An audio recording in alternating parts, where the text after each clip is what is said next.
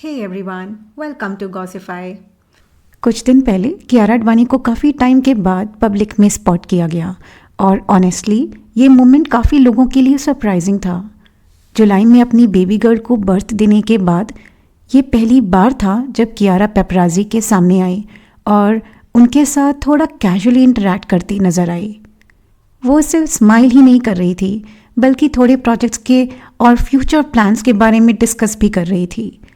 बॉलीवुड में वैसे भी जब कोई एक्ट्रेस मदरहुड के फेस से बाहर आकर वापस काम करती है तो हर छोटी चीज़ इंस्टेंटली स्पॉटलाइट में आ जाती है और कियारा का ये अपीयरेंस भी कुछ ऐसा ही था, जहाँ एक तरफ अप्रिसिएशन थी और दूसरी तरफ माइक्रोस्कोपिक लेवल पर स्क्रूटिनी।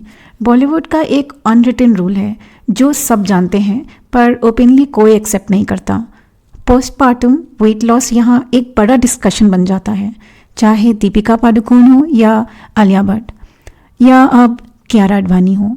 लोग हमेशा ये ऑब्जर्व करते हैं कि सेलिब्रिटीज़ प्रेगनेंसी के बाद भी इतनी जल्दी शेप में कैसे आ जाते हैं, और अगर ये हम नॉर्मल लोगों की बात करें तो प्रेगनेंसी वेट लॉस करना काफ़ी सालों लग जाते हैं। कभी मेटाबॉलिज्म स्लो हो जाता है तो कभी लाइफस्टाइल चेंज हो जाती है, लेकिन फिल्म इंडस्ट्री में लोग कुछ ही महीनों में स्क्रीन रेडी लगने लगते हैं और इसी वजह से फैंस के बीच क्यूरियोसिटी और कंपैरिजन का साइकिल शुरू हो जाता है। लगभग 6 मंथ्स बाद कियारा ऑलरेडी सेट पर वापस दिखी, जहां वो एक एड शूट के लिए पहुंची थी। उसके लेटेस्ट अपीयरेंस में वो शॉर्ट डेनिम और ऑफ शोल्डर जैकेट पहनी हुई थी। ओवरऑल लुक काफ़ी स्टाइलिश और कॉन्फिडेंट था। वो पेपराजी के साथ स्माइल कर रही थी, कैजुअली बातचीत चल रही थी और वाइब भी काफ़ी रिलैक्स्ड लग रही थी। लेकिन जैसे ही फोटोज़ और वीडियो सोशल मीडिया पर आए, लोगों की नज़र 2 चीज़ों पर अटक गई। एक तो उनका वेट और दूसरा उसकी स्माइल, स्पेसिफिकली उसके दांत। कुछ लोगों ने कमेंट किया कि बेबी वेट अभी भी विजिबल है, और ऑनेस्टली ये एक ऐसी चीज़ है जिसमें थोड़ा एम्पैथी तो होना चाहिए। आखिर उसने अभी अभी एक चाइल्ड को बर्थ दिया है। लेकिन इंटरनेट एम्पैथी के लिए तो फेमस नहीं है। सबसे बड़ी डिस्कशन उसकी स्माइल को लेकर शुरू हो गई। काफ़ी लोगों को लगा कि उसके दांत थोड़े अलग दिख रहे हैं। कुछ कमेंट्स ऐसे आए कि टीथ पहले जैसे थे वैसे नहीं लग रहे, स्माइल चेंज हो गई है, या फिर सीधा ये कह दिया कि शायद विनियर्स करवाए हैं। नेटिजन्स के कमेंट्स की टोन काफ़ी हार्श थी। किसी ने बोला why did she spoil her face, किसी ने कहा टीथ फेक लग रहे हैं, और कुछ लोगों ने कॉन्फिडेंटली डिक्लेयर कर दिया कि ये विनियर्स लगवा लिए गए हैं। ये सब पढ़कर समझना मुश्किल है कि सेलिब्रिटीज़ पर कितना प्रेशर होता है, स्पेशली मदरहुड के अराउंड। लोग एक्सपेक्ट करते हैं कि आप फिजिकली, मेंटली और एस्थेटिकली परफेक्ट हो, जैसे कुछ चेंज ही नहीं हुआ हो। कुछ लोगों ने यह भी स्पेकुलेट किया कि शायद कियारा ने इनविजिलाइन लगवाया होगा, लेकिन अगर थोड़ा टेक्निकली समझा जाए तो ये इनविजिलाइन सिर्फ टीथ अलाइनमेंट करता है। ये इनामिल डैमेज, स्टेन्स या टेक्सचर इश्यूज़ को फिक्स नहीं करता। अगर किसी को यूनिफॉर्म शेप या कंसिस्टेंट कलर चाहिए होता है तो विनियर्स या बॉन्डिंग जैसे ऑप्शंस चूज़ किए जाते हैं। प्रेगनेंसी के दौरान बॉडी पर काफ़ी इफ़ेक्ट्स होते हैं और टीथ भी इससे एग्जेम्प्ट नहीं हो पाती। प्रेगनेंसी के टाइम पर काफ़ी वीमेन वॉमिटिंग एक्सपीरियंस करती है, स्पेशली मॉर्निंग सिकनेस या हाइपरमेसिस के अराउंड। जब वॉमिटिंग होती है तो स्टमक एसिड डायरेक्टली टीथ के कॉन्टैक्ट में आता है और ये एसिड इनामिल डैमेज कर देता है, टीथ को येलोइश बना सकता है और सेंसिटिविटी बढ़ा देता है, और कैविटीज़ का रिस्क भी इंक्रीज़ हो जाता है। और हो सकता है कि कियारा ने भी प्रेगनेंसी के दौरान ये ऐसे इश्यूज़ फेस किए हों और इसी में केस में उसने विनियर्स का ऑप्शन चूज़ किया हो। ये एक कॉस्मेटिक डिसीजन नहीं बल्कि एक करेक्टिव सोल्यूशन भी हो सकता है। इसीलिए सिर्फ स्माइल को देखकर ये अज्यूम कर लेना कि इम्प्लांट्स या फुल विनियर लगवाया गया हो, ये थोड़ा ओवर सिंप्लीफाइड कंक्लूजन हो जाता है। मल्टीपल रीजंस हो सकते हैं जिसकी वजह से स्माइल थोड़ी डिफरेंट लग रही हो। End of the day celebrities पर हर वक्त परफेक्ट दिखने का प्रेशर होता है। उनके वेट, स्किन, हेयर और टीथ सब चीज़ों को जज किया जाता है, और आयरनी ये है कि जब लोग उनके नेचुरल लुक की भी तारीफ करते हैं तब भी कुछ ना कुछ नेगेटिव कमेंट्स आ ही जाते हैं जो उन्हें कॉस्मेटिक ट्रीटमेंट्स की तरफ पुश कर देते हैं। और अगर आप कियारा की पहले की पिक्चर्स देखें तो ऑनेस्टली उनकी स्माइल ऑलरेडी काफ़ी ब्यूटीफुल थी। अगर उन्होंने विनियर सॉफ्ट किया है तो वो उनकी पर्सनल चॉइस है, लेकिन कभी कभी जो छोटी इम्परफेक्शन होती है वो इंसान को बहुत ज़्यादा चार्मिंग बना देती है। हर चीज़ को कन्वेंशनल ब्यूटी स्टैंडर्ड्स के हिसाब से परफेक्टली अलाइंड और सेम कलर को बनाना ज़रूरी नहीं है। ये विनियर्स का ट्रेंड वैसे भी सिर्फ इंडिया तक ही लिमिटेड नहीं है, लेकिन इंडियन सेलिब्रिटीज़ के बीच काफ़ी फास्ट पॉपुलर हो रहा है। कुछ टाइम पहले रिबेल किड का एक वीडियो वायरल हुआ था जहां उसने खुद ओपनली ये बताया कि वो अपने टीथ पर काम करवा रही है क्योंकि उसे अपनी नेचुरल स्माइल पसंद नहीं थी। उसने विनियर्स करवाए हैं और बिफोर आफ्टर डिफरेंस काफ़ी क्लियर थे। उसने एक्सप्लेनेशन भी दिया कि ये उसका पर्सनल डिसीजन था और उसके लिए ये कॉन्फिडेंस का मैटर था। अगर आप विनियर्स का बिफोर आफ्टर फोटोज़ देखो तो कभी कभी टीथ थोड़े बल्कि या ज़्यादा बड़े लगते हैं। इसका रीज़न ये होता है कि विनियर्स का डिज़ाइन हमेशा फेस स्ट्रक्चर और माउथ साइज़ के अकॉर्डिंगली परफेक्टली कस्टमाइज्ड नहीं होता। कई बार ये जेनेरिक डिज़ाइन किया जाता है। ये एक हॉलीवुड स्माइल से लिया गया है जिसकी वजह से ये फेस का प्रपोर्शन के कंपैरिजन में टीथ थोड़े प्रोमिनेंट लग सकते हैं। रिबेल किड के केस में ये काफ़ी शायद ऐसा ही हुआ होगा। स्माइल अलाइन लग रही थी पर शायद उतनी नेचुरली ब्लेंड नहीं हो पा रही थी। इसी कॉन्टेक्स्ट में कुशा कपिला का एग्जाम्पल भी आता है। उसके ट्रांसफॉर्मेशन को देखा जाए तो वो काफ़ी नेचुरल लगता है। उसने विनियर्स या टीथ शेविंग ऑप्ट नहीं किया। उसने इनविजिलाइन या क्लियर अलाइनर्स को यूज़ किया गया है। उसने खुद बताया था कि उसके टीथ का जॉ साइज़ काफ़ी छोटा है, इसलिए अलाइनर्स बेटर ऑप्शन थे।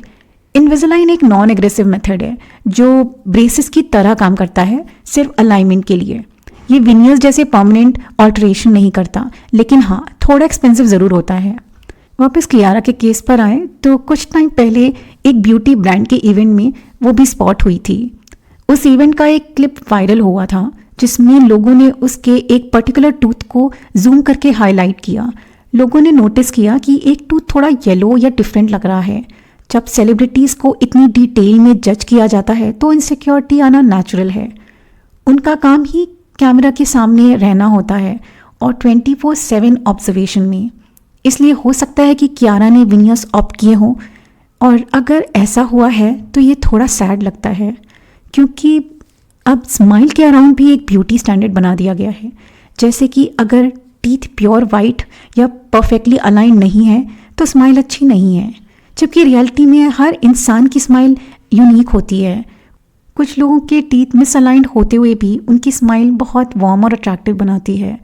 अगर हम थोड़ा पीछे जाकर देखें तो विनियर्स का क्रेज़ एक्चुअली हॉलीवुड से स्टार्ट हुआ था। ये ट्रेंड पहले वेस्टर्न सेलिब्रिटीज़ कल्चर का पार्ट था जहाँ परफेक्शन को ब्यूटी का अल्टीमेट बेंचमार्क माना जाता था। माइली साइरस इसका एक क्लासिक एग्जाम्पल है। अगर आप उसकी पुरानी पिक्चर्स या अर्ली इंटरव्यूज़ करियर इंटरव्यूज़ देखो तो उसकी स्माइल थोड़ी इम्परफेक्ट थी, थोड़ी अनइवन थी, बट वही उसकी चार्म थी। उसकी स्माइल क्यूट थी, रिलेटेबल थी और उसकी पर्सनालिटी के साथ नेचुरली फिट होती थी। लेकिन बाद में जब उसने विनियर्स लगवाए तो उसकी स्माइल टेक्निकली परफेक्ट हो गई, स्ट्रेट, ब्राइट वाइट, सिमेट्रिकल, पर कहीं ना कहीं वो एक ओरिजिनलिटी मिसिंग लगने लगी। स्माइल बेटर हो गई पर थोड़ी ऑर्डिनरी भी लगने लगी, जैसे टेम्पलेट से बनाई गई हो। ये आयरनी है विनियर्स के साथ। स्माइल परफेक्ट हो जाती है लेकिन इंडिविजुअलिटी थोड़ी आर्टिफिशियल लगने लगती है। माइली साइरस के केस में भी काफ़ी फैंस ने ये पॉइंट आउट किया कि उसकी जो ओल्ड फोटोज़ या ओल्ड स्माइल ज़्यादा वार्म थी, एक्सप्रेसिव थी और रियल लगती थी। न्यू स्माइल फ्लॉलेस है पर थोड़ी मैन्युफैक्चर्ड सी फील आती है। और हॉलीवुड में जब कोई चीज़ ट्रेंड बन जाती है तो वो सिर्फ सेलिब्रिटीज़ तक लिमिटेड नहीं रहती, धीरे धीरे वो ग्लोबल ब्यूटी स्टैंडर्ड बन जाता है और बाकी दुनिया उसको ब्लाइंडली फॉलो करने लगती है। इसी फ्लो में विनियर्स का ट्रेंड इंडिया तक ही पहुंच गया। पहले सिर्फ हॉलीवुड रेड कार्पेट पर जो स्माइल्स दिखती थी वही अब Bollywood events, influencers, reels, luxury parties, luxury weddings, high society closeups में नज़र आने लगी। From Rakhi Sawant to Radhika Merchant, veneers अब ऑलमोस्ट हर एंड के सेलिब्रिटी स्पेक्ट्रम में दिखने लगे। राखी सावंत के केस में ये ट्रांसफॉर्मेशन ज़्यादा लाउड और ड्रामेटिक दिख रहा है, जबकि राधिका मर्चेंट जैसे एलीट सर्कल्स में ये चीज़ें सटल, पॉलिश्ड और स्टेटस अपग्रेड जैसे फॉर्म में प्रेजेंट की जाती है। लेकिन मैसेज दोनों केसेस में सेम है, नेचुरल स्माइल अब इनफ नहीं है। इंडियन ब्यूटी कल्चर ट्रेडिशनली थोड़ा ज़्यादा नेचुरल इम्परफेक्शंस को एक्सेप्ट करता है, लेकिन सोशल मीडिया और वेस्टर्न इन्फ्लुएंसर्स के बाद ये एक्सपेक्टेशन काफ़ी शिफ्ट हो चुका है। अब perfect white, perfectly aligned smile को सक्सेस, क्लास और प्रिविलेज के साथ देखा जाता है। जब ये चीज़ें सिर्फ एक्टर्स या इन्फ्लुएंसर्स तक लिमिटेड होती हैं तब तो समझ आता है, लेकिन जब ये ट्रेंड एलीट सोशल सर्कल से होता हुआ मिडिल क्लास एस्पिरेशंस तक पहुंच जाता है तो रियल प्रॉब्लम शुरू होती है। लेकिन इस ट्रेंड का एक डार्क साइड भी है जिसके बारे में ज़्यादा बात नहीं होती। फॉरेन इन्फ्लुएंसर्स काफ़ी केसेस में जहां लोग ओपनली अपना रिग्रेट शेयर कर रहे हैं। आज यूट्यूबर और टिकटॉकर पर ऐसे मल्टीपल वीडियोस मिल जाते हैं जहां इन्फ्लुएंसर्स लिटरली रो रहे हैं, ये बोलते हुए कि विनियर्स ने उनकी लाइफ का सबसे बड़ा रिग्रेट बन गया है। कुछ लोग पेन इश्यूज फेस कर रहे हैं, कुछ को क्रोनिक सेंसिटिविटी हो गई है और कुछ लोगों के नेचुरल टीथ परमानेंटली डैमेज हो गए हैं। कई इन्फ्लुएंसर्स ने ये भी बताया कि विनियर्स लगवाने के बाद उनकी लाइफस्टाइल में ड्रास्टिकली चेंज हो गई। हर चीज़ खाने से पहले सोचना पड़ता था, कांस्टेंट फियर रहता था कि विनियर क्रैक ना हो जाए और मेंटेनेंस कॉस्ट इतनी हाई होती है कि एंग्जाइटी का सोर्स बन जाती है। सबसे हार्ट ब्रेकिंग चीज़ ये होती है कि जब ये लोग रियलाइज़ करते हैं तो उनका डिसीजन इरिवर्सिबल हो जाता है। इनामल शेव हो चुका होता है, नेचुरल टीथ वापस लाने का ऑप्शन नहीं होता और उन्होंने ज़िंदगी भर आर्टिफिशियल कवर्स के साथ रहना पड़ता है। ये स्टोरी सिर्फ एक दो केसेस नहीं है, ये एक पैटर्न बन चुका है। जब लोग शॉर्ट टर्म एस्थेटिक के चक्कर में लॉन्ग टर्म डैमेज फेस कर रहे हैं और जब ये ट्रेंड इंडिया जैसी कंट्री में पॉपुलर हो रहा है जहां अवेयरनेस और रेगुलेशंस ऑलरेडी लिमिटेड हैं, तो रिस्क और भी ज़्यादा बढ़ जाता है। हॉलीवुड के ट्रेंड्स को बिना कॉन्टेक्स्ट समझे कॉपी करना, स्पेशली मेडिकल और कॉस्मेटिक प्रोसीजर्स के साथ, ये काफ़ी डेंजरस हो सकता है। इसलिए जब हम विनियर्स के ग्लैम साइड को देखते हैं, celebrity smile, red carpet, luxury weddings, तो साथ ही उन स्टोरीज़ को भी देखना ज़रूरी होता है जो रिग्रेट और पेन और लॉस ऑफ कॉन्फिडेंस से भरी हुई हैं। परफेक्ट दिखने के रेस में कभी हम अपनी नेचुरल इंडिविजुअलिटी और लॉन्ग टर्म डेंटल हेल्थ को सेक्रीफाइस तो नहीं कर रहे। अगर विनियर्स का प्रोसेस समझें तो सबसे पहले डेंटिस्ट आपके टीथ एग्जामिन करते हैं और ये समझते हैं कि आपको एग्जैक्टली चाहिए क्या है, वाइटर टीथ, स्ट्रेटर लुक या मोर इवन अपीयरेंस। उसके बाद फ्रंट सरफेस से टीथ की एक थिन लेयर शेव की जाती है ताकि विनियर फ्लश फिट हो सके। पोर्सिलिन विनियर्स के केस में शेविंग मिनिमल होती है, फिर भी लैब में custom made thin shells design होते हैं जो पोर्सिलिन के होते हैं और उन्हें स्ट्रॉन्ग डेंटल एडेसिव के साथ टीथ पर फिक्स किया जाता है। रिजल्ट इंस्टेंट होता है, टीथ वाइट, स्ट्रेट और एस्थेटिक लगने लगता है। दुनिया भर में ये ब्यूटी ट्रेंड्स आते जाते रहते हैं। जापान में एक टाइम पर फैंग टीथ ट्रेंड पॉपुलर हुआ था जहाँ पर यंग गर्ल्स अपने टीथ को इंटेंशनली क्रुक्ड बनवाती थी क्योंकि अपेरेंटली वो क्यूट लगता था। एक टाइम पर गैप टीथ भी ट्रेंड में था जहाँ लोग फैशन के लिए टीथ के बीच में गैप क्रिएट करवाते थे।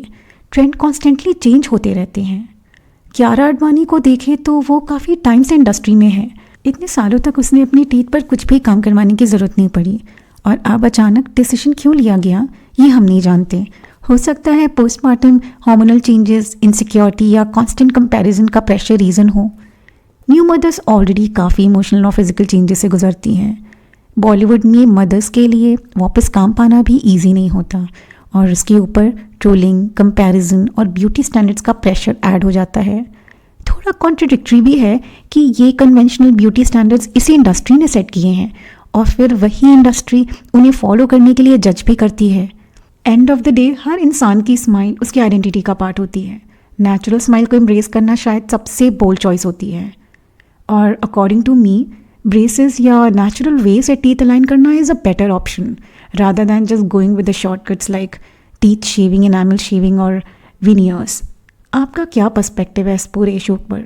आप अपने पॉइंट ऑफ व्यूज़ कमेंट में ज़रूर शेयर कीजिए। मिलते हैं अगले वीडियो में। Till then take care and stay curious. Bye.